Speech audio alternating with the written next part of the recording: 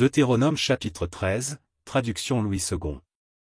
S'il s'élève au milieu de toi un prophète ou un songeur qui t'annonce un signe ou un prodige, et qu'il y ait accomplissement du signe ou du prodige dont il t'a parlé en disant, allons après d'autres dieux, des dieux que tu ne connais point, et servons-les. Tu n'écouteras pas les paroles de ce prophète ou de ce songeur, car c'est l'Éternel, votre Dieu, qui vous met à l'épreuve pour savoir si vous aimez l'Éternel, votre Dieu, de tout votre cœur et de toute votre âme. Vous irez après l'Éternel, votre Dieu, et vous le craindrez, vous observerez ses commandements, vous obéirez à sa voix, vous le servirez, et vous vous attacherez à lui. Ce prophète ou ce songeur sera puni de mort, car il a parlé de révolte contre l'Éternel, votre Dieu, qui vous a fait sortir du pays d'Égypte et vous a délivré de la maison de servitude, et il a voulu te détourner de la voie dans laquelle l'Éternel, ton Dieu, t'a ordonné de marcher. Tu ôteras ainsi le mal du milieu de toi. Si ton frère, fils de ta mère, ou ton fils, ou ta fille, ou la femme qui repose sur ton sein, ou ton ami que tu aimes comme toi-même, t'incite secrètement en disant, allons, et servons d'autres dieux. Des dieux que ni toi ni tes pères n'avaient connus. D'entre les dieux des peuples qui vous entourent, près de toi ou loin de toi, d'une extrémité de la terre à l'autre. Tu n'y consentiras pas, et tu ne l'écouteras pas, tu ne jetteras pas sur lui un regard de pitié, tu ne l'épargneras pas, et tu ne le couvriras pas.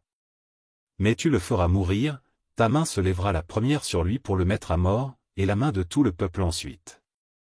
Tu le lapideras, et il mourra, parce qu'il a cherché à te détourner de l'Éternel, ton Dieu, qui t'a fait sortir du pays d'Égypte, de la maison de servitude.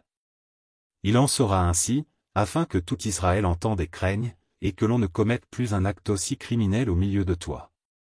Si tu entends dire au sujet de l'une des villes que t'a données pour demeure l'Éternel, ton Dieu, des gens pervers sont sortis du milieu de toi, et ont séduit les habitants de leur ville en disant, allons, et servons d'autres dieux.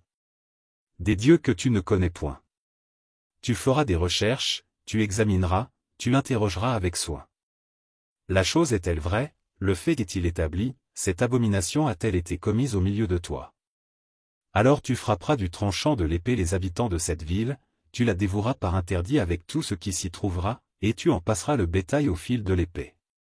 Tu amasseras tout le butin au milieu de la place, et tu brûleras entièrement au feu la ville avec tout son butin, devant l'Éternel, ton Dieu, elle sera pour toujours un monceau de ruines, elle ne sera jamais rebâtie.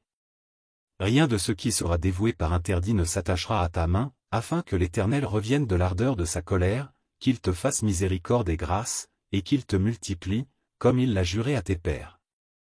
Si tu obéis à la voix de l'Éternel, ton Dieu, en observant tous ces commandements que je te prescris aujourd'hui, et en faisant ce qui est droit aux yeux de l'Éternel, ton Dieu,